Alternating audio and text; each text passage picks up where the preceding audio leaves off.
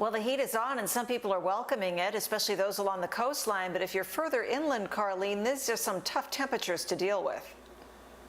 Yeah, especially with those 90s, Barbara Lee. Right along the coast, I had a nice little breeze that was picking up earlier today, so temperatures were a little bit cooler than around this time yesterday. So we're talking about cooler temperatures becoming more widespread by next week. Right now, we just saw it for the coast. Taking a look at how we shaped up for today, we had 70s along the coast. We were more so in the 80s yesterday with the peak temperatures, but now a little bit more of an onshore flow with a weakening system. So 78 degrees was the high today for Oceanside, but quite a different story for the inland valleys. Lots of 90s popping up. 90 degrees El Cajon, 97 degrees for Escondido. Once again, that broke the record. And 106 was the high today in Borrego Springs, 80s for the mountains. Current temperatures were at 69 degrees for Del Mar, 80s currently for most of the inland valleys. We're at 86 Escondido, 87 for Alpine, still in the triple digits for the desert, and 76 for downtown.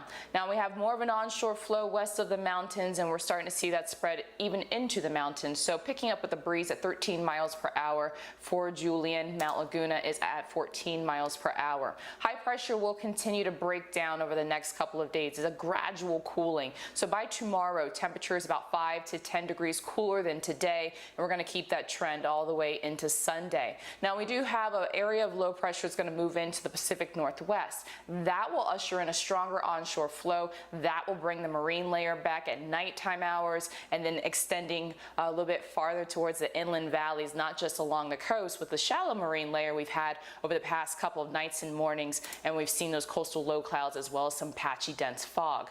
Along the coast, if you want to hit the beach, keep in mind we have waves about 2 to 4 feet. Also a moderate risk of rip currents at our local beaches, a water temperature of 68 degrees.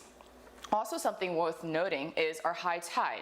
Tonight it will be at 9:52, and keep in mind it will be at 6.9 feet. And that's because of an extra pool because we have a full moon. Not just any full moon, it's the last super moon of 2020. So it is the full super flower moon taking place for tonight. So after you get your sunset in, looking west, then look east. You'll have that moon rise at 8:12.